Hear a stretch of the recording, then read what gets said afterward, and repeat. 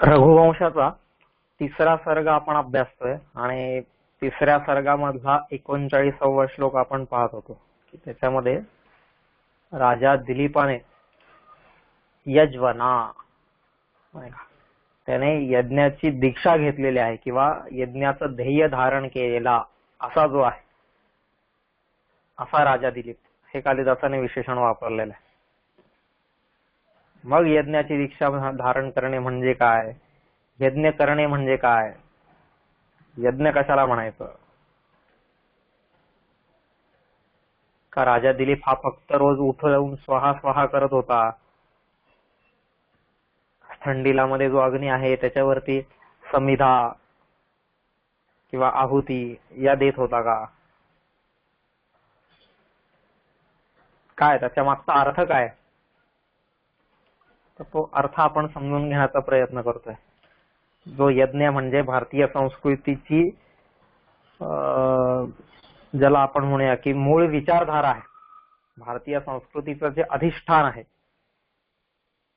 वैदिकांचा जो श्वास आहे तो म्हणजे हा यज्ञ आहे. या यज्ञाला आपण समजून घेतो,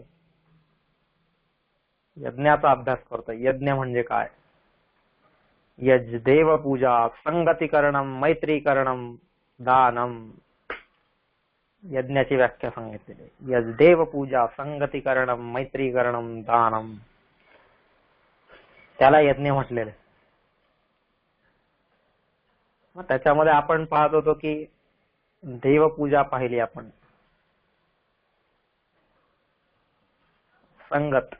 संगतीकरणम आपण संगतीचा विचार करत होतो. तसं पाहिलं तर देवपूजा पाहिली म्हणजे देवपूजा हा विषय सगळाच पूर्ण झाला अशातला भाग नाहीये, पण ते कुठंतरी श्रोत्यांच्या पण ह्याची जास्त परीक्षा नाही घेतली पाहिजे ना, श्रोतांच्या सहनशीलतेची परीक्षा घेऊ नये वक्त्यांनी कधी, असं असतं. मग त्याच्यामुळे आपण ते देवपूजा त्याला ते थोडंसं समजून आपण थांबवलं तिथं आणि आपण पुढे निघालो. कारण असं आहे की या प्रत्येक विषयावरती बोलायला लागलं तर दिवस कमी पडतील असं आहे. पण आपल्याला ह्याच्यासोबतच रघुवंशाच्या 19व्या सर्गाच्या शेवटच्या श्लोकापर्यंत जर पोहोचायचं असेल तर काही ठिकाणी आपल्याला हे विहंगावलोकन करतच पुढे जावं लागेल. आणि बाकीचे सगळे आपण अभ्यासू आहोतच, अभ्यास करतच आहोत. नसेल करत तर करायला सुरुवात करूया, नाही का, की काय आहे त्याच्या मागच्या संस्कृतीचा भाव काय आहे, संस्कृतीचा विचार काय आहे, ह्याचं चिंतन मनन झालं पाहिजे. तर तेच आपण करतोय की आता यज्देव पूजा संगतीकरणम. आता हे जे संगतीकरणम आहे, तर ही संगत किंवा ही कोणाची ठेवायची आहे, मला संगत तर पाहिजेच. काल आपण पाहिलं संगत ही आवश्यक गोष्ट आहे, कारण संगतीशिवाय मन बुद्धी चित्त हे रमू शकत नाही. अगदी तुम्ही सगुण साकार किंवा निर्गुण निराकाराची जरी पूजा करत असाल, नाही का, किंवा ज्याला आपण निर्विकल्प समाधी म्हणतो, समाधीचे जे प्रकार आहेत त्या समाधीच्या प्रकारांमध्ये एक आहे सविकल्प समाधी आणि एक आहे निर्विकल्प समाधी. आता ते काय आहे, कशी आहे समाधी, म्हणजे काय, त्याच्यात आता जायला नको. आता काय आपल्याला हे नाही, बघू कधी आला विषय ओघांनी तर घेतो. पण त्या निर्विकल्प समाधीमध्ये सुद्धा त्याच्यामध्ये निर्विकल्प आहे, कोणत्याही प्रकारची इच्छा उरलेली नाही, आकांक्षा उरलेली नाहीये, स्वार्थ उरलेला नाहीये, काहीही ज्याच्यामध्ये उरलेले नाहीये, अशी जी समाधी आहे निर्विकल्प समाधी. सविकल्पातूनच माणूस निर्विकल्पामध्ये जातो. तर ती निर्विकल्प समाधी जी आहे त्या निर्विकल्प समाधीमध्ये सुद्धा संगतीची आवश्यकता असते, नाही का. समाधी कोण घेतो, की ज्याने या सगळ्या गोष्टींपासून स्वतःला मुक्त केलेला आहे, ज्याला या गोष्टींमध्ये अजिबात रस नव्हता, असे लोक आहेत, नाही का. आपण आळंदीला गेलो की ज्ञानेश्वर महाराजांच्या समाधीला डोकं ठेवतो. इकडे गेल्यावरती एकनाथांच्या, इकडे गेल्यावरती निवृत्तीनाथांच्या वगैरे हे सगळे लोक. ह्या सगळ्या लोकांनी समाधी घेतलेली. समाधी म्हणजे काय की यांना या जगापासून अलिप्त व्हायचं होतं. पण त्या जगापासून जरी अलिप्त झाले तरीही ते कोणाच्या तरी संगतीत होतेच. संगत ही त्यांना पण सुटलेली नाहीये, नाही का. मग ती संगत कोणाची होती की आता इहलोकामध्ये ते लोक सगुण साकाराच्या संगतीत होते, नाही का. प्रत्येक संत बघा, प्रत्येक हे बघा, कालच आपली आषाढी एकादशी झाली. आषाढी एकादशी हे कशाचं प्रतीक आहे? हे या संगतीचं प्रतीक आहे, या देवपूजेचं प्रतीक आहे, या मैत्रीकरणाचं प्रतीक आहे आणि या दानाचं प्रतीक आहे. ती आषाढी एकादशी आहे. या देवपूजा, आषाढी एकादशी मध्ये देवपूजा, संगतीकरणम, मैत्रीकरणम, दानम, ती या एकादशीची संकल्पना आहे. त्याच्यासाठी हा अखंड चाललेला यज्ञ आहे. पण आपण किती लोक ती आषाढी एकादशी समजून समजून करतो किंवा हा भाग वेगळा. आपली एकादशी म्हणलं का मग एकादशीला सगळे फराळाचे पदार्थ करून झाले आमची एकादशी. मग खिचडी केलं, रताळ केलं, काय सगळ्या गोष्टी केल्या, फळं आणली, मग एकदम साबुदाण्याचे वडे केले, काय काय केलं, सगळ्या गोष्टी केल्या. पण तो एकादशीचा अर्थ आहे का? एकादशी म्हणजे काय? तर ती जी एकादशी आहे, ती एकादशी म्हणजे आषाढी एकादशी ही आहे. यज देवपूजा, संगतीकरणम, मैत्रीकरणम, दानम, ह्याचं ते प्रतीक आहे. मग हे भगवंताची सगळी ही लाडकी लेकर आहेत, ती काय करतात तर भगवंताच्या संगतीमध्ये राहतात, नाही का. काय म्हणतात ते लोक? एक जन्म ऐसा यावा सखा तू म्हणावा, नाही का. आता एक जन्म ऐसा यावा सखा तू म्हणावा. देवा एक तरी जन्म माझा असा येऊ दे, एक तरी जन्म. बहुनान जन्मना म्हणते, नाही का. ज्ञानवान माम प्रपद्यते वासुदेव सर्वमिती समहात्मा सुदुर्लभ. गीता सांगते असा महात्मा होणं खूप दुर्लभ आहे. आणि नुसतंच दुर्लभ नाहीये, तिथं गीता त्याच्यासाठी विशेषण लावते आधी, सुदुर्लभ, सुष्ठू दुर्लभ. खूपच खूपच दुर्लभ आहे ही गोष्ट. कोणती? बहुनान जन्मना म्हणते ज्ञानवान माम प्रपद्यते वासुदेवम सर्वमिती समहात्मा सुदुर्लभ. चराचरामध्ये वासुदेव भरलेला आहे. वासुदेव सर्वमिती, सगळ्या प्रत्येक गोष्टीमध्ये वासुदेव भरलेला आहे. असं ज्ञान ज्याला होते, ज्ञानवान माम प्रपद्यते, असं ज्ञान झाल्यानंतर जो माझी उपासना करतोय, जो मला भजतोय, जो मला पूजतोय, जो माझी भक्ती करतोय, असा माणूस काय आहे? सुदुर्लभ, नाही का. बहुनान जन्मना म्हणते ज्ञानवान माम प्रपद्यते वासुदेव सर्वमिती समहात्मा सुदुर्लभ. तो महात्मा खूप दुर्लभ आहे. आपण पाहिलं की आपल्याला प्रत्येक जण महात्माच दिसत असतो. कोणाकडे बघा आपल्याला तो महात्माच वाटतो, हा महात्मा आहे, तो महात्मा आहे. अरे महात्मा म्हणजे कोण आहे? सुदुर्लभ सांगितलेलं, नुसती दुर्लभ गोष्ट पण नाहीये, सुदुर्लभ. अत्यंत कठीण आहे मिळवण्यासाठी, अत्यंत कठीण आहे. सहजासहजी नाही मिळत असा महात्मा. पण आपण चाललो की आपल्याला असं एकदम, नाही का, ते उन्हाळ्यातलं एखादं खूप कैऱ्या आलेलं आंब्याचं झाड असतं ना, की ज्याला खूप कैऱ्या आलेल्या आहेत, तशासारखं आपल्याला वाटतं की समाजात सगळेच संत आहेत, सगळेच महात्मा आहेत, सगळेच एकदम असे ज्ञानी लोक आहेत, ज्ञानवान माम प्रपद्यते, असे सगळे लोक आहेत. असे एक क्वचित येतात. निवृत्ती ज्ञानदेव, सोपान मुक्ताबाई, एकनाथ नामदेव तुकाराम. क्वचित हे लोक येतात.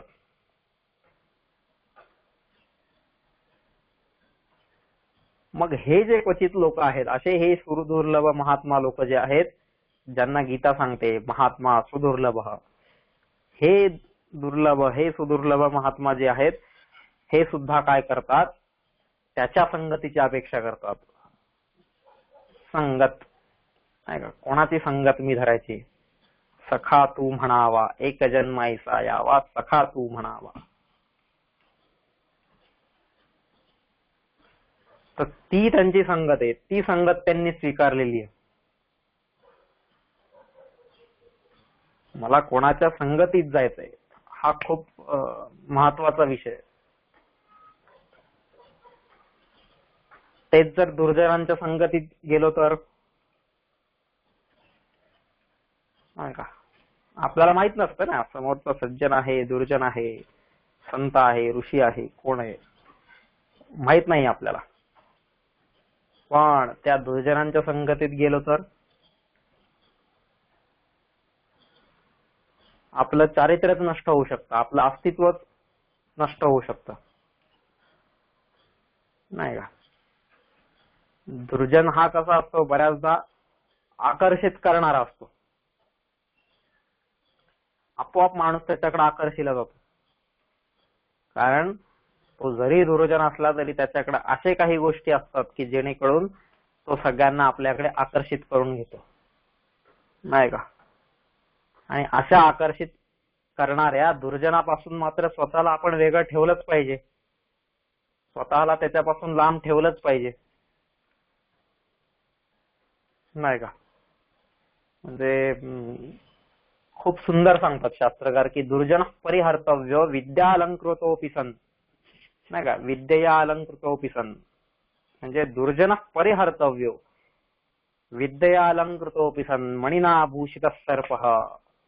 किती सुंदर उदाहरण दिलेले, मणिना भूषित सर्प किमसौ न भयंकर, किमसौ न भयंकर, किती सुंदर उदाहरण दिले की दुर्जन परिहर्तव्य म्हणजे जे कोणी दुर्जन असतील, पण ते दुर्जन कसे, विद्यया अलंकृतोपि सन,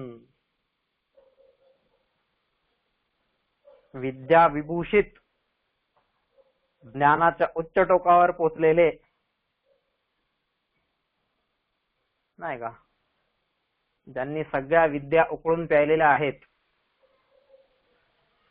असे जरी असले, त्यांच्यानी जे अलंकृत असले तरी सुद्धा ते जे दुर्जन असतील त्या दुर्जनांना मात्र मी काय केलं पाहिजे, परिहर्तव्य नाही का, त्या दुर्जनांचा, त्या खलांचा, त्या दुष्टांचा त्याग केला पाहिजे.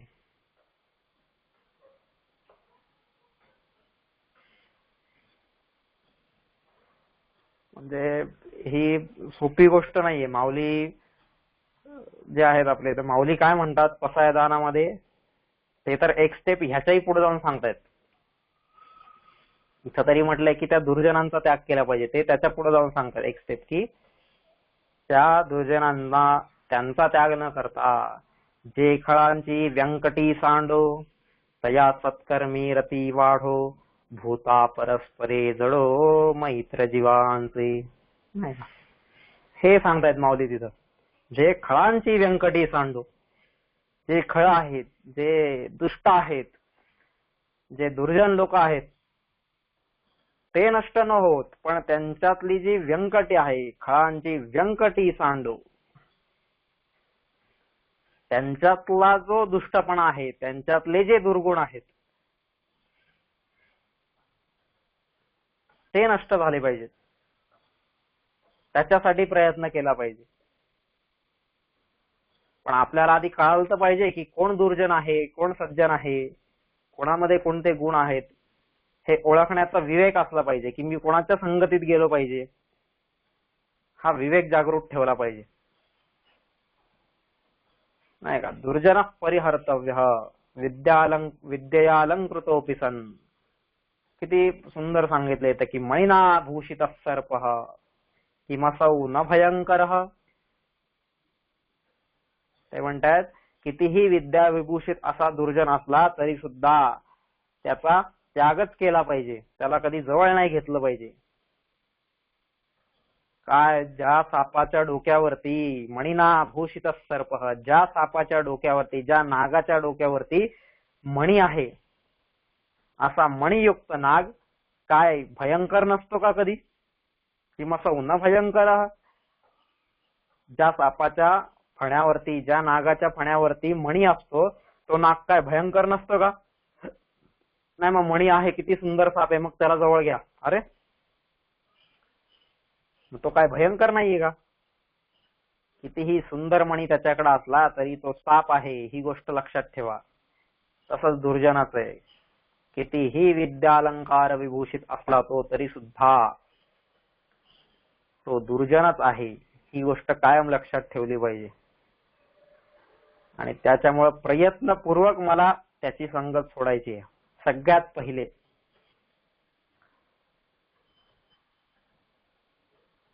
मग दुर्जन हा कसा आहे? कृतीने आहे, वाणीने आहे, विचारांनी आहे, चित्ताने आहे, बुद्धीने आहे, प्रत्येक गोष्टीने जो दुर्जन आहे, अशा दुर्जनाची संगत तर मला सोडायचीच आहे. मग कोणाची संगत घ्यायची? तर सज्जनांची घ्यायची, महापुरुषांची घ्यायची. कारण काय, दुर्जनांच्या संगतीत जर आपण गेलो तर ज्याला आपण म्हणूया की ते दुर्जन त्यांच्या तराजूमध्येच आपल्याला तोलतात आणि त्यांच्यासारखंच आपल्याला बनवण्याचा प्रयत्न करतात. दुर्जन वाटतात खूप गोड, पण त्यांच्यातले दुर्गुण हे आपल्यामध्ये कधी येतात ही गोष्ट कळत नाही. अगदी साधं उदाहरण जर आपण पाहिलं, ज्याच्याकडे चांगली गोष्ट आहे ना, तो ती लवकर देत नाही. लवकर नाही देत. तो थोडासा विचार करतो, बापरे ह्याला देऊ का नको, काय करू, कसं करू. पण जे लोक तंबाखू, बिडी, सिगरेट वगैरे ह्या गोष्टी ज्यांच्याकडे असतात ना, त्यांना जर आपण पाहिलं, स्वतःहून ते ऑफर करतात दुसऱ्याला. तो पितोय सिगरेट का नाही पिते काही माहित नाहीये, तो तंबाखू खातो का नाही काही माहित नाहीये, पण तरी सुद्धा त्याला ते तंबाखू ऑफर करतात. धर. म्हणजे हा किती चांगला गुण आहे की नाही तसं पाहिलं तर, की स्वतःहून ऑफर करणं, धर म्हणणं, घे म्हणणं.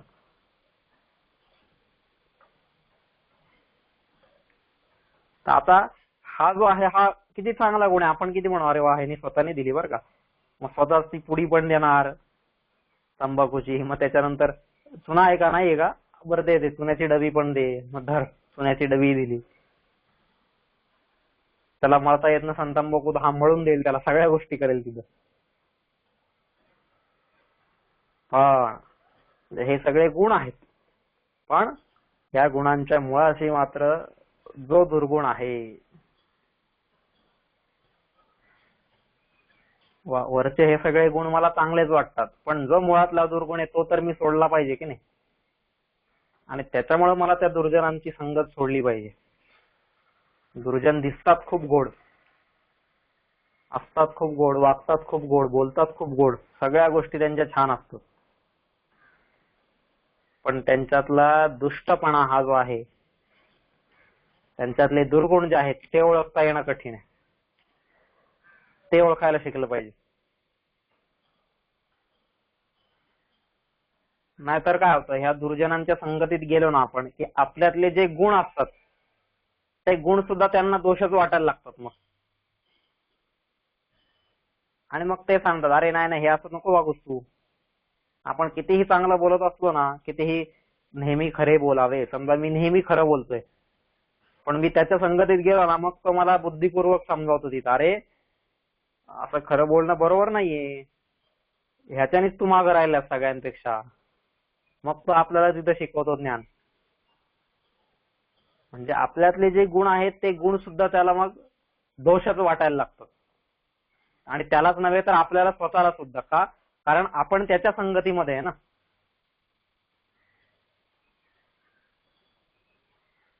मी कोणाच्या संगतीमध्ये आहे.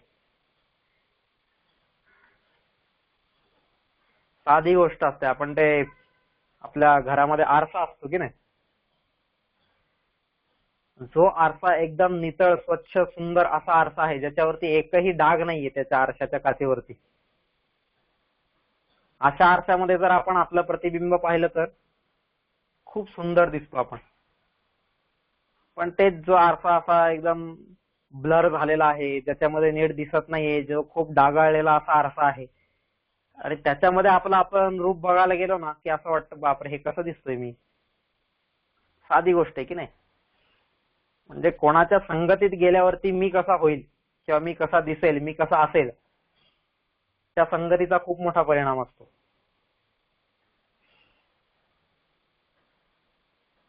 एक आपल्या इथं सांगितलेलं आहे की जाड्यम ह्रीमती गण्यते वररुचौ दंभ शुचौ कैतवम शूरे निर्गुणता मुनौ विमतिता दैन्यम प्रियालापिनी तेजस्विन्यवलिप्तता मुखरता वक्तर्यशक्ति स्थिरे तत्को नाम गुणो भवेत् स गुणिनाम यो दुर्जनैर्नांकितः, असं ते म्हणतात. नाही का की दुर्जनांच्या संगतीमध्ये जाणं, त्यावेळेस आपले जे गुण आहेत ते गुण सुद्धा त्यांना काय वाटतायत, दोषच वाटतात. नाही का की ते खूप अवघड होऊन जातं त्यावेळेस. त्यांच्याकडे आपण बघतो कोणत्या नजरेने आणि ते आपल्याकडे कोणत्या नजरेने बघतात. नाही का. म्हणजे सज्जन पुरुष हे जर दुर्जनांच्या संगतीत गेले तर काय गंमत होते,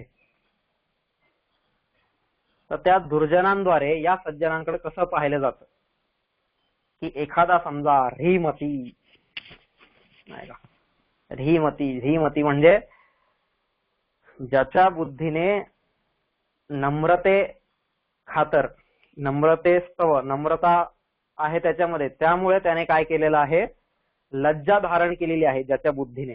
हा किती सुंदर गुण आहे की नाही. नम्रतेमुळे बुद्धीने लज्जा धारण केलेली आहे. ह्रीमती, लज्जायुक्त बुद्धी ज्याची आहे. आणि कोणती लज्जा की नम्रतेमुळे आलेली लज्जा, दीनतेमुळे हीनतेमुळे आलेली लज्जा नाही, नम्रतेमुळे आलेली लज्जा, असा जो गुण आहे.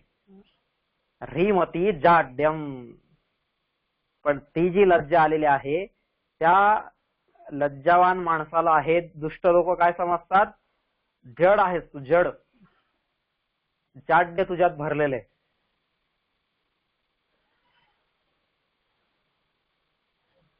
जड बुद्धीचा आपण ज्याला म्हणतो ना, किंवा मंद बुद्धीचा आहे, तुला काय अक्कलच नाहीये, असं ते लोक समजतात. पण अरे ही त्याची नम्रता आहे, ही गोष्ट तुला कशी कळत नाही, आणि ती त्याला कधी कळणारच नाही. कारण का, कारण तो दुर्जन आहे. त्याने जो घातलेला चष्मा आहे, त्याने घातलेल्या चष्म्यातून त्याला जग असंच दिसणार आहे. नाही का. ज्याला कावीळ झालीये त्या कावीळ झालेल्याला जग पिवळंच दिसणार आहे. मग तुम्ही काहीही दाखवा त्याला, सगळ्या जगातल्या प्रत्येक गोष्टी त्याला पिवळ्याच दिसणार आहे. त्याच्यामुळे मी जर त्या दुर्जनाच्या संगतीत गेलो तर तो मात्र हेच म्हणणार आहे की ही बौद्धिक नम्रता नाहीये तुझी, ही तर जडत्व आहे, बुद्धीची जडता आहे, असं तो म्हणणार. ह्रीमती जाड्यम, नाही का.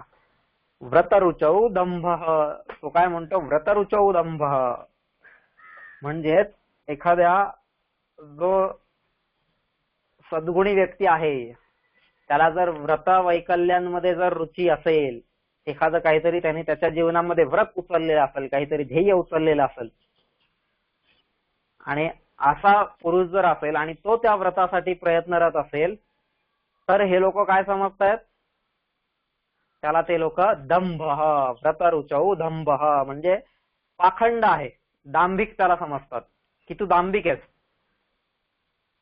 तुझ्यामध्ये फक्त आणि फक्त पाखंड भरलेला आहे, पाखंडी आहेस तू, असं ते त्याला म्हणतात. म्हणजे याच्या व्रताला ते दंभ म्हणतात. व्रतरुचौ दंभ, शुचौ कैवतम, शुचौ कैवतम, नाही का. की त्याची जी पवित्रता आहे, त्याचं जे पावित्र्य आहे, त्या सद्गुणी व्यक्तीचं जे पावित्र्य आहे त्याला हे दुर्जन लोक काय म्हणतात? शुचौ कैवतम. कैवत, कैवत म्हणजे त्याला आपण म्हणूया कपट. कैवत म्हणजे कपट, की त्याच्या पावित्र्याला हे दुर्जन लोक कपट म्हणून समजतात. आता हा प्रत्येक या गोष्टीचं विश्लेषण खरं केलं पाहिजे, पण काय ते खूप खूप आपण त्याच्या आतमध्ये खोलात जातो आणि खूप दिवस आपले त्यात जातील. या प्रत्येकाची उदाहरणं आहेत अशी, ती उदाहरणं सांगता येतील, सगळ्या गोष्टी संदर्भ सांगता येतील. पण आता कसं आहे, ते एक संदर्भ सांगताना जो दुसरा संदर्भ येतो, त्या संदर्भातून परत तिसरा संदर्भ निघतो, परत त्यातून चौथा संदर्भ निघतो आणि मूळ संदर्भ बाजूला राहून जातो. असं नको व्हायला. म्हणून मग सध्या मी आता त्याच्याकडे जात नाहीये तिथं खाली.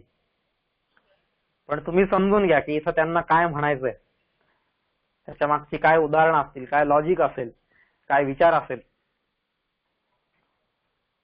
नाहीतर हा एक श्लोक समजवायला गेला तर 2-4 दिवस निघून जातील या एका श्लोकामध्येच. काय त्यांना जाड्य म्हणजे काय, ह्रीमती म्हणजे काय, शुचौ कैवतम म्हणजे काय, किंवा या सगळ्या गोष्टी आहेत. पण मी तुम्हाला सध्या फक्त त्याचं एक प्रकारे भाषांतर सांगून आपण पुढे जातोय. नंतर त्याच्यावरती विचार करा तुम्ही हवं तर. शुचौ कैवतम, नाही का, त्यांच्या पवित्रतेला हे लोक काय म्हणतायत? कपट म्हणतायत. मग ती विचारांची पवित्रता असेल, कृतीची पवित्रता असेल, वाणीची पवित्रता असेल, या प्रत्येक गोष्टीला ते कपटच म्हणतात. नाही, ह्याच्या मनात काहीतरी असणार आहे बरं का, उगाच हा एवढा सरळ वागत नाहीये असं ते म्हणू शकतो. शूरे निर्घृणता. सद्गुणी व्यक्ती जर शूर असेल आणि त्याने असे काही पराक्रम केले असतील, अशा काही गोष्टी केलेल्या असतील, तर त्याला ते लोक निर्घृण म्हणतात. निर्घृण म्हणजे ज्याला आपण म्हणूया की निर्दयी. म्हणजे वीर पुरुष जर असेल तर हा वीर पुरुष नाहीये, ही त्याची वीरता नाहीये, तर हा किती निर्दयी आहे हेच ते लोक सिद्ध करत असतात. कारण का? काळी झालेल्याला जग पिवळं दिसतं, तो चष्माच त्यांनी तसा घातलेला आहे. त्यामुळे त्यांना समोरचा व्यक्ती, समोरच्याचे गुण हे सगळे तसेच दिसणार आहेत.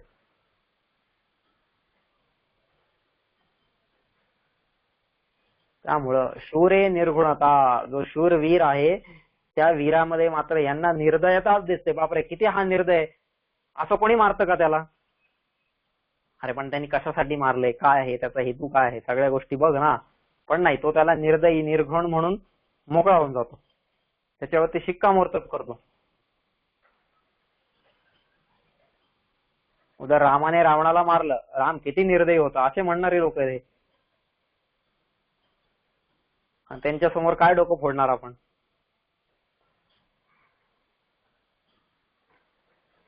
ती निर्दयता नाहीये, ही गोष्ट ह्यांना कळत नाही.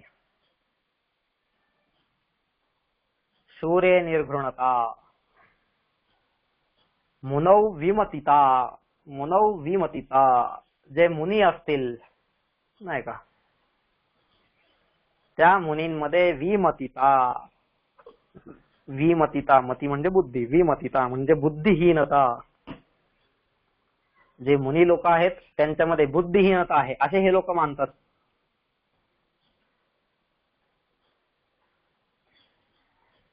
मुनी लोकांनी जे पण काय सांगून ठेवलेले ते सगळं बुद्धिहीनतेतून आलेलं आहे असं म्हणणारे हे दुर्जन लोक आहेत.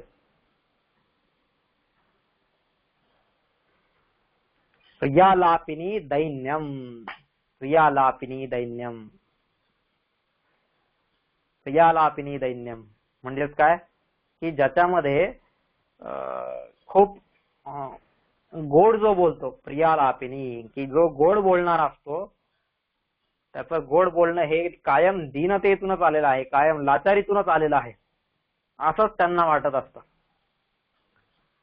की जो दुसऱ्याशी गोड बोलतो, दुसऱ्याला आदर देतो नाही का, दुसऱ्याचा मान सन्मान करतो, तो का बरं करतो? तर मग ह्यांना वाटतं हा कायम दीनतेतूनच करतोय, हा कायम लाचारीतूनच करतोय, असंच ह्यांना वाटत असतं. का बरं? तो प्रेमाने करू शकत नाही का? तो सद्विवेकाने करू शकत नाही का? तो चांगल्या गुण आहेत त्याच्यामध्ये म्हणून करू शकत नाही का? तशा गोडवाणीने त्याच्याशी बोलू शकत नाही का? पण यांना वाटतं नाही, हा गोडवाणीने बोलला म्हणजे काहीतरी लाचारीच आहे तिथं, ह्याला काहीतरी स्वार्थच साधायचा आहे आपला त्याच्याकडून, म्हणून हा बोलतोय.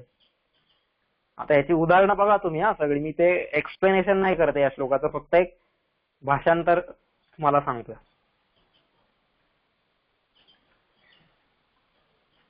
तर असे हे लोक आहेत. प्रियालापिनी दैन्यम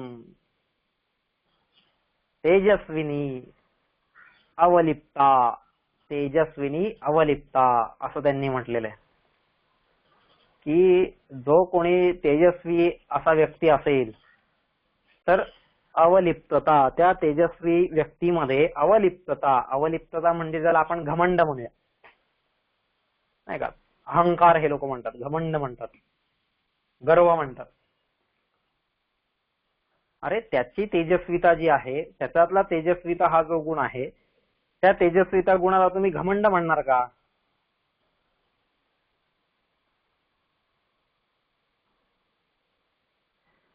नाही, त्याला घमंड नाही म्हणता येणार. शिवाजी महाराज औरंगजेबाच्या दरबारात झुकले नाही, हा त्यांचा घमंड होता का? हा त्यांचा गर्व होता का? हा त्यांचा अहंकार होता का? नाही, ती त्यांची तेजस्विता होती. पण त्या अहंकाराला घमंड म्हणणारे लोक आहेत, आणि त्याच लोकांची पुस्तकं आपण वाचत फिरतो. मग थोडासा विचार केला पाहिजे ना, मी कोणाचं पुस्तक वाचलं पाहिजे, कोणाच्या ग्रंथाला फॉलो केलं पाहिजे, कोणत्या लेखकाला मी उचललं पाहिजे, हा विचार आपण केला पाहिजे. आपण काही नाही, अरे मला पुस्तक वाचायची खूप आवड आहे आणि 4 पुस्तकं मी वाचतोय. अरे पण कोणाचं वाचतोयस, काय वाचतोयस, याचा विचार कर की जरा. पण त्याला त्या गोष्टींचा विचार करायचा नाहीये,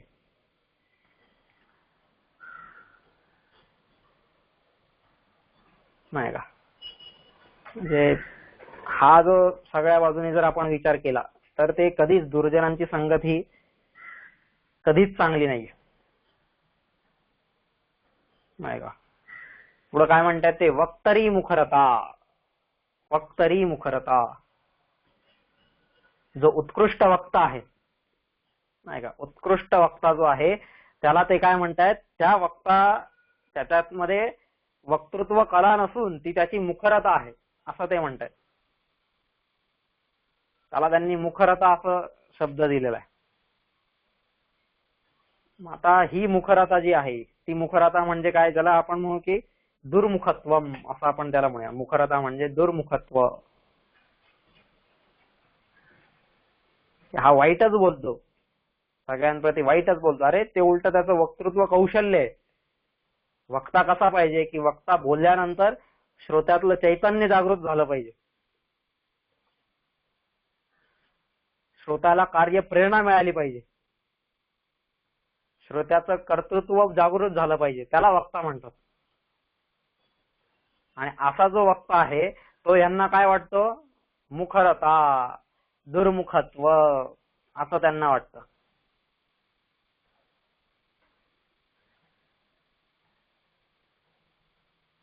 त्याची उदाहरणं खूप अशी येतात एकदम समोर फटाफट सांगायला, पण आता मी सांगत नाही कारण तो श्लोकच आपला खूप 4 दिवस तोच चालेल मग उगाच. तर हा जो वक्ता आहे, या वक्त्याला त्याचं वक्तृत्व कौशल्य, ह्याला ते लोक काय नाव देतात, दुर्मुखता, दुर्मुखत्व असं ते त्याला म्हणतात. स्थिरे हे अशक्ती ही गण्यते, स्थिरे हे, स्थिर जो आहे, नाही का, स्थिर किंवा गंभीर, धीर गंभीर किंवा धीर जो पुरुष आहे, तो का बरं स्थिर राहिलाय, तो का बरं त्याने धैर्य धारण केलेलं आहे, तर त्याला ते लोक म्हणतात की हा असमर्थ आहे, हा असमर्थ आहे, ह्याच्यात ती गोष्ट करण्याची ताकदच नाहीये म्हणून हा शांत बसलाय, असं त्यांना वाटतं. एकनाथ महाराजांवरती एवढ्या वेळा तो माणूस चुकला, त्यावेळेस एकनाथ महाराजांनी थोडंही त्याच्याकडे ढुंकून सुद्धा पाहिले नाही किंवा त्याला काही बोलले पण नाही. मग समोरच्याला काय वाटतं, अरे नाही म्हणजे एकनाथ महाराजांकडे काही शक्तीच नव्हती, असमर्थ होते ते. सज्जनांच्या स्थिरत्वाला, सज्जनांच्या धीरत्वाला, सज्जनांच्या गांभीर्याला हे लोक काय समजतायत? कायम असमर्थता समजतायत. अरे समोरचा गप बसलाय म्हणजे काय त्याच्यात ताकद नाहीये का? अरे त्याच्यात एवढी ताकद आहे, तुला 4 वेळा तो सहज उचलून खाली आपटेल परत, एवढी ताकद त्याच्यात आहे. पण तो त्याची ताकद उगाच नको तिथं वाया घालू इच्छित नाहीये. ही गोष्ट यांना कळत नाही. त्याच्यामुळे त्याच्या काय आपण ज्याला म्हणूया की त्याच्या गांभीर्याला, त्याच्या स्थिरत्वाला हे लोक काय म्हणतायत? असमर्थता म्हणतायत. असे हे दुर्जन लोक आहेत. आणि मग त्यामुळे या दुर्जन लोकांना जे गुणी लोक आहेत, जे सद्गुणी लोक आहेत, त्यांच्यामध्ये कायम आणि कायम हे दोषच दिसत राहतात. कायम दोषदृष्टीने जे परिपूर्ण आहेत त्यांनाच दुर्जन म्हणतो ना आपण. मग अशा दुर्जनांची संगत मी कधीही करू नये.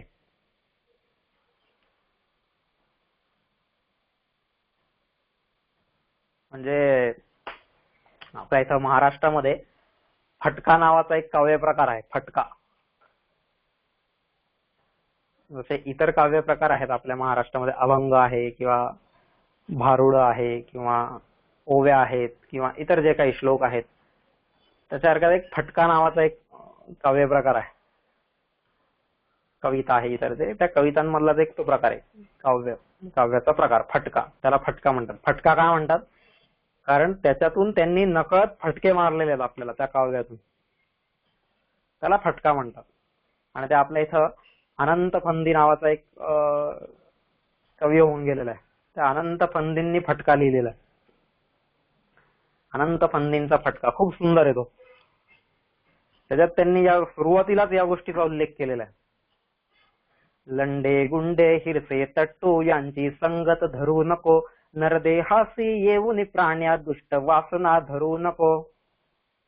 चलसालस पण धरून निखालस बोला खोट्या बोलू नको, परधन परकामिनी पाहुनी चित्त भ्रमू हे देऊ नको. अंगी नम्रता सदा असावी राग कुणावर धरू नको, मी मोठा शहाणा धनाढ्यही गर्व भार हा वाहू नको. आल्या अतिथ्या मुठभर द्याया मागे पुढचे पाहू नको, वगैरे वगैरे. आता हे सगळं मी काय अख्खा फटका नाही सांगत तुम्हाला, पण त्या फटक्याच्या सुरुवातीलाच पहिल्यांदाच त्यांनी म्हटलेलं आहे. काय म्हणतात ते? लंडे गुंडे हिरसे तट्टू यांची संगत धरू नको, नरदेहासी येऊन प्राण्या दुष्ट वासना करू नको.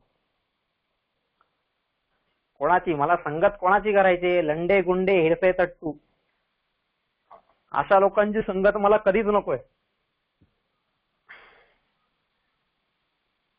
कारण त्यांची संगत जर मी धरली तर मी पण त्यांच्यासारखाच बनणार आहे. त्यामुळे मला ह्यांची संगत कधीच धरायची नाहीये. साधी गोष्ट आहे. अग्नीची जर संगत शरीराला लाभली तर त्या शरीराचा भस्म तयार होतं, आणि तेच शरीर जर त्याला पृथ्वीची संगत लाभली तर त्या शरीराचं रूपांतर मातीमध्ये होतं. बरोबर की नाही?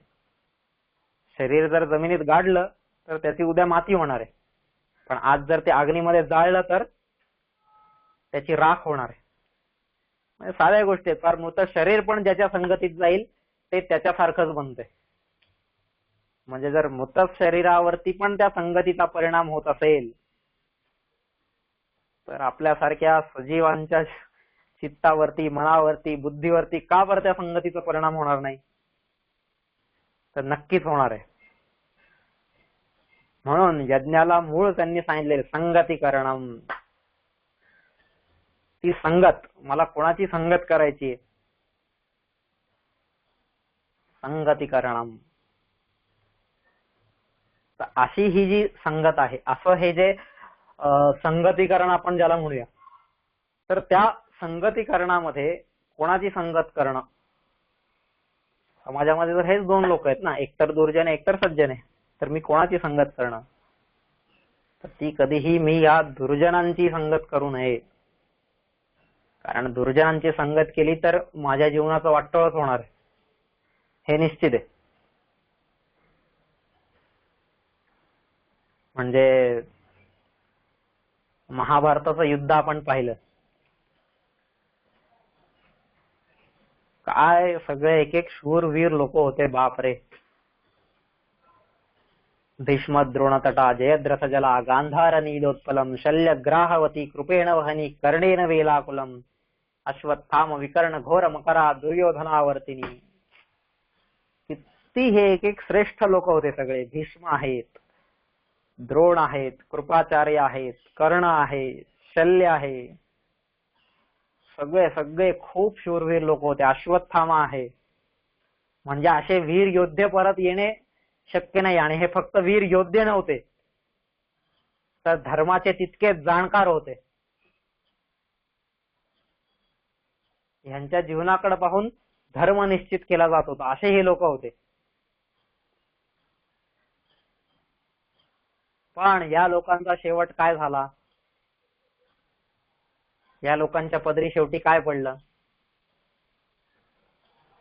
सगळ्यांना माहिती आहे. संगतीचा परिणाम येतो.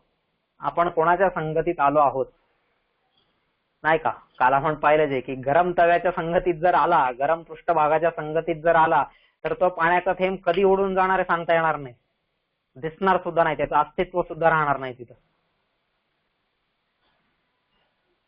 तसंच आहे. दुर्योधन आणि धृतराष्ट्र जे गरम तवे होते, त्यांच्या संगतीत हे लोक आल्यामुळं ह्यांचा जीवनाचा नाशच झालेला आहे. आणि काय असतं, नेहमी सज्जनाच्या प्रभावापेक्षा दुर्जनाचा प्रभाव हा जास्त राहतो, जास्त आकर्षित करणारा.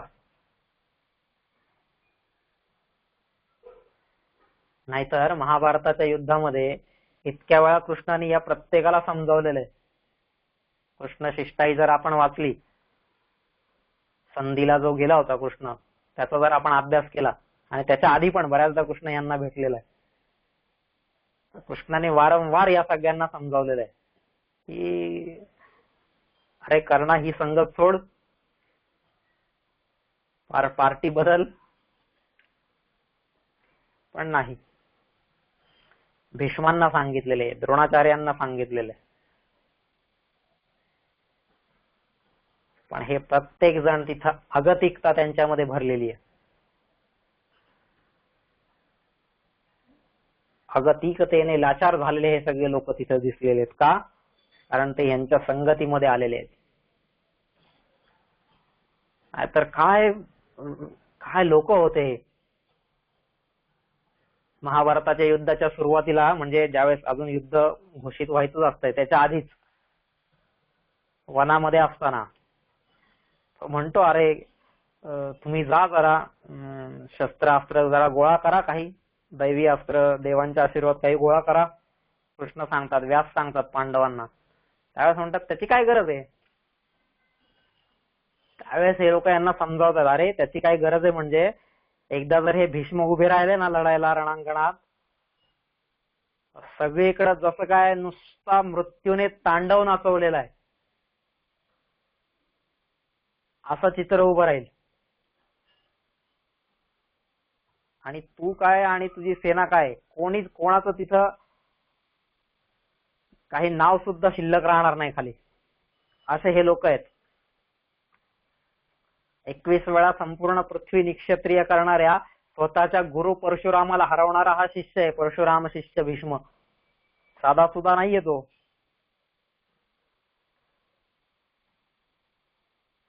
हा जर एकटा 180 वर्षाचा तरुण आहे, तो तरुण जर उभा राहिला ना, तुमचं कोणाचंच गत्यंतर नाहीये, मग तुमच्या कोणाचीच खैर नाही, मग सगळेच्या सगळे नष्ट होणार तिथं. मग असे हे लोक होते, नाही का? विद्या अलंकार भूषितम आपण जे पाहिलं ना तिथं. पण ते कोणाच्या संगतीत आलेले आहेत, त्या संगतीचा परिणाम काय झालेला आहे. संगतीच्या परिणामामुळे शेवट पण तसाच होतो. मग तुम्ही भले कितीही चांगले असाल, संगत कोणाची आहे?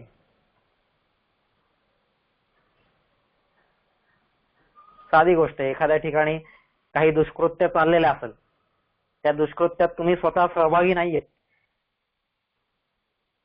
पण तरी सुद्धा तुम्ही जर त्याला विरोध करत नाहीये किंवा इतर गोष्टी करत नाहीयेत, तर कोर्ट तुम्हाला पण त्या दुष्कृत्याचा सहभागी म्हणून पकडतं आणि तुम्हाला पण त्याची शिक्षा देतं.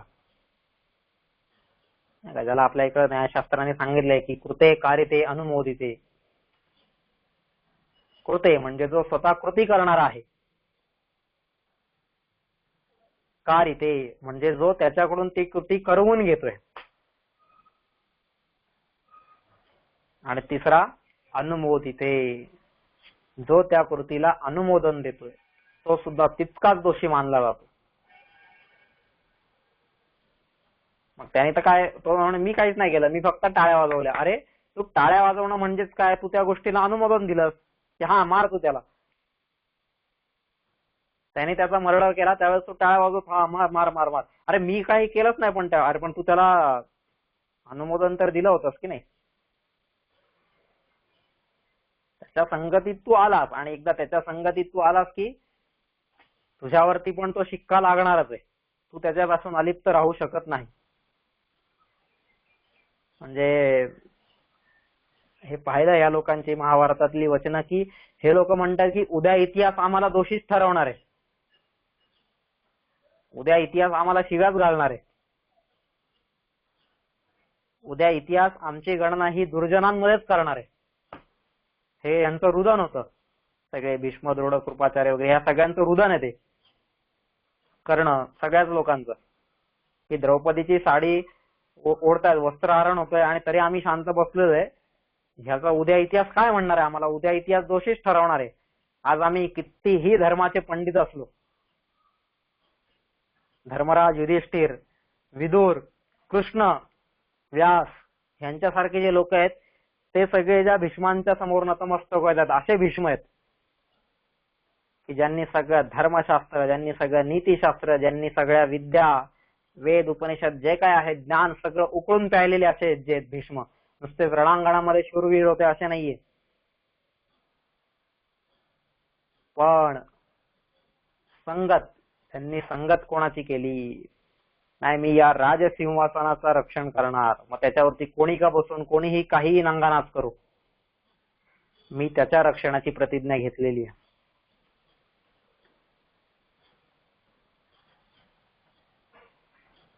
त्यामुळं हे सगळ्या लोकांच्या शेवटी जीवनामध्ये, त्यांच्या पदरामध्ये शेवटी विनाश हीच गोष्ट आलेली आहे. भीष्म म्हणतायत तिथं, अरे मी तर हा कधी विचार पण केला नव्हता की ज्याला मी माझ्या मांडीवरती खेळवलेलं आहे, आज त्याच्याकडूनच माझं मरण निश्चित आहे, म्हणजे त्याच्या हातूनच मी मरणार आहे, तोच माझ्या मरणाला कारणीभूत ठरणार आहे. नाही का, अर्जुनाने जे बाण मारलेले आहेत त्या प्रत्येक बाणाच्या वेळेस भीष्मांना हे वाटतं, पण त्यावेळेस कृष्ण सांगतोय की या फळापासून तुम्ही पळू शकत नाहीत, हे तुमच्या संगतीचं फळ आहे आणि ते तुम्हाला उपभोगावंच लागणार आहे. त्यामुळे मला संगत कोणाची करायची आहे?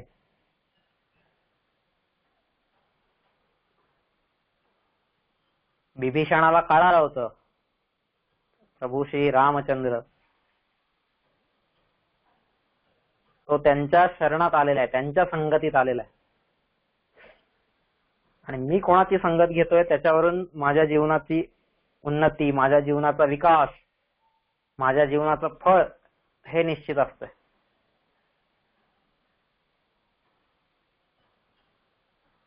त्याच्यामुळे मला संगत कोणाची धरायची आहे?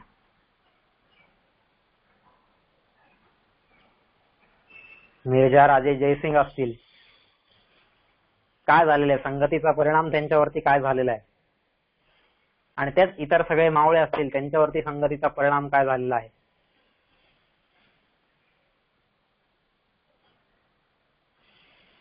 जावळीच्या खोरातल्या चंद्रराव मोरे असेल, त्याचा काय गत झालेली आहे त्याची,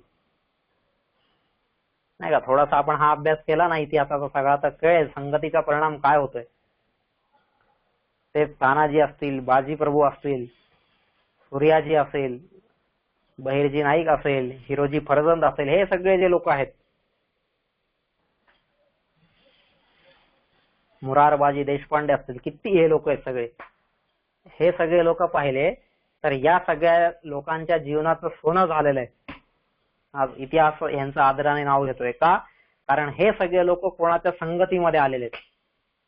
ज्याच्या संगतीमध्ये आलेले आहेत त्याच्या संगतीचा तो परिणाम आहे. म्हणजे संगत ही माणसाला खूप एकतर खाली तरी आणते, एकतर वरती तरी नेते. त्यामुळे मला कोणाची संगत पाहिजे हा विचार मी प्रत्येकाने केला पाहिजे. संगतीचा विचार जर सोडून दिला तर जीवनाची राख रांगोळी ही निश्चित आहे. मग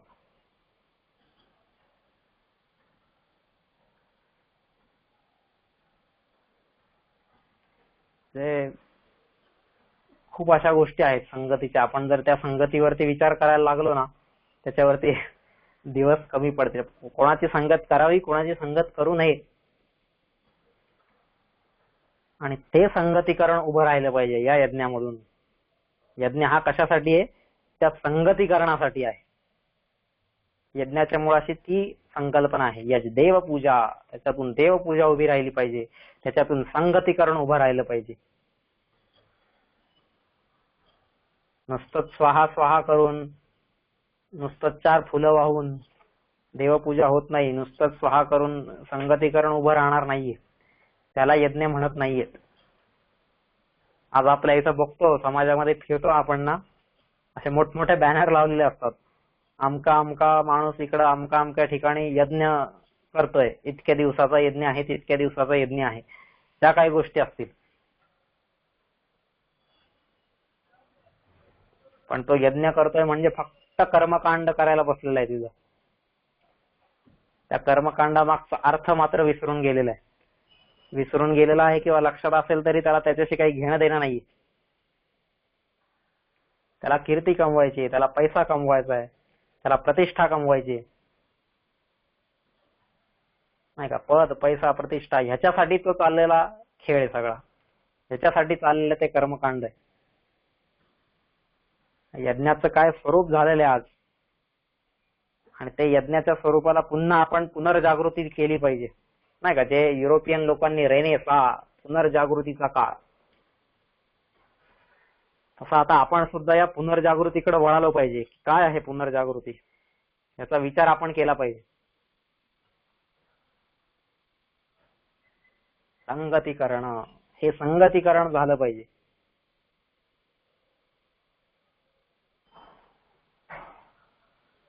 मला जर मोती व्हायचं असेल तर मला त्या शिंपल्याची संगत घ्यावी लागेल,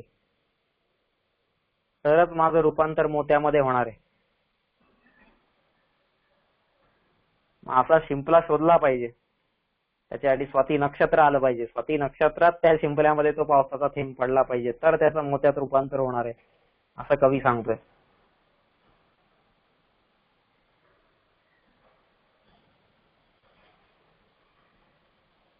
त्यामुळे ह्या संगतीनुसार मला जीवनात पुढे गेलं पाहिजे. संगत ही माणसाला देवत्वाकडे पण नेऊ शकते आणि माणसाला असुरत्वाकडे पण नेऊ शकते. रावणाचं एवढं मोठं उदाहरण आहे आपल्या समोर. ऋषींचा मुलगा होता पण तरीही असुरत्वाकडे गेलेला आहे. का बरं? संगत. कारण त्याच्या आईचं जे कुळ होतं, त्या आईच्या कुळाची संगत तशी झालेली आहे, आणि त्या संगतीचा परिणाम, आईचे संस्कार, इतर ज्या काही गोष्टी असतील, त्याच्यातून तो रावण घडलेला आहे. आणि त्याच्यामुळं त्या रावणाचा शेवटी विनाश झालेला आहे. वाली सुग्रीव यांचं जर चरित्र पाहिलं आपण, सुग्रीवाने रामाची संगत घेतली म्हणून त्याचं नाव आजही लोक घेतात. पण वालीने रामाची संगत सोडली, आणि ज्याने रामाची संगत सोडली त्याला या जगाने सोडलेलं आहे.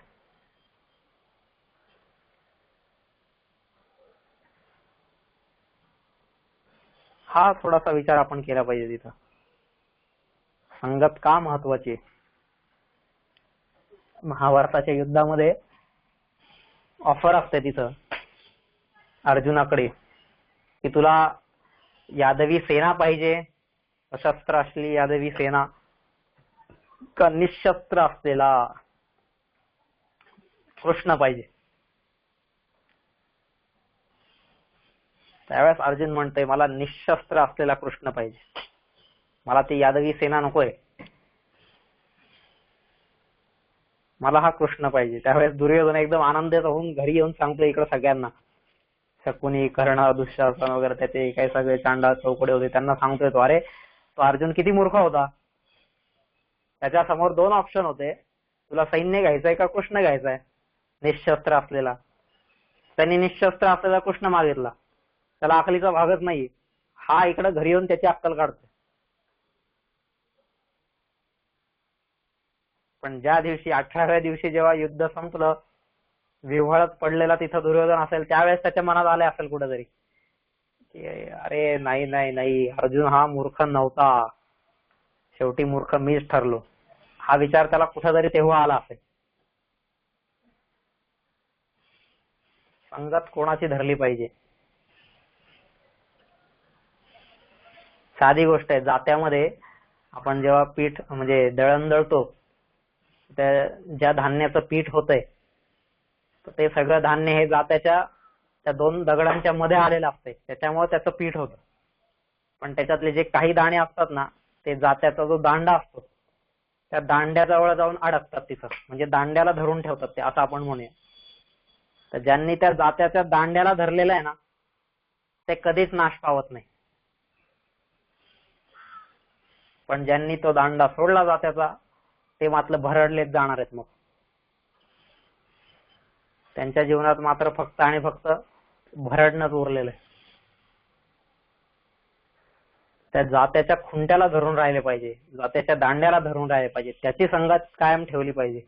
आणि त्याच्या संगतीत जे दाणे येतील ते कायम तसेच राहतात, नाही का. मग ज्या दिवशी आपण कधीतरी ते जातं साफ करू, तेव्हा ते दाणे त्यातून आपण बाहेर काढतो. आणि ते बाहेर काढले ते 2-4 दाणे ते आपण कधी दळत नाही परत, त्यांना असंच मुक्त फिरायला सोडून देतो. मग फिरा तुम्ही इकडं तिकडं, त्या दाण्यांना दळत नाही आपण परत.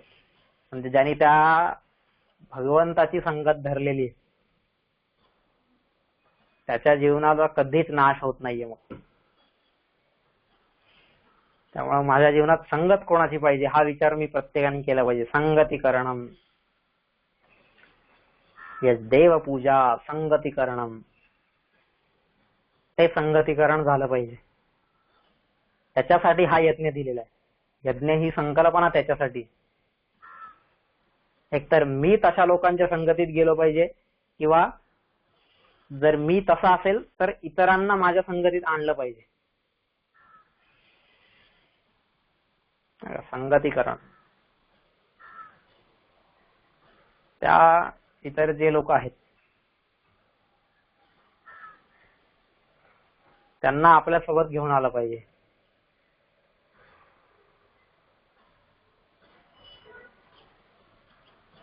म्हणजे हीच गोष्ट पसायदानामध्ये पण ज्ञानेश्वर महाराजांनी मागितलेली.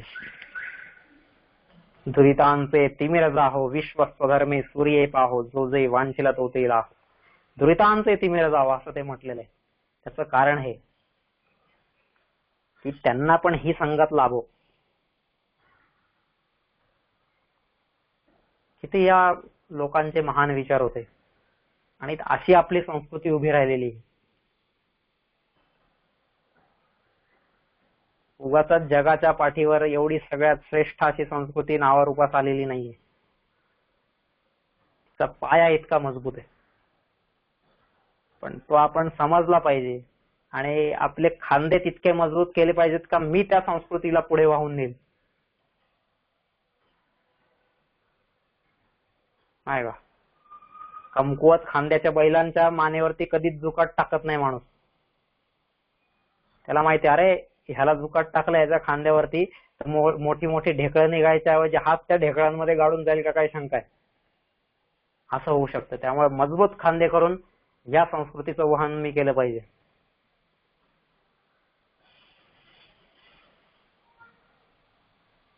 त्यासाठी सगळ्यांनी प्रयत्नशील असलं पाहिजे, प्रयत्नरत असलं पाहिजे.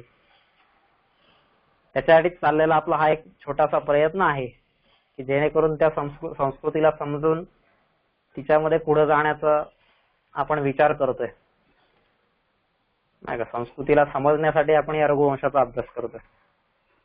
ठीक आहे, करत राहूया आपण. आहेत यज्ञ काय आहे हे समजून घेऊया आणि तो यज्ञ आपल्या जीवनात आणण्याचा प्रयत्न करूया. ठीक आहे, 9 वाजून गेलेले आहेत. बघूया आपण संगतीकरण. उद्या परत आपण 8 वाजता भेटूया आणि पुन्हा पुढचं चिंतन करूया.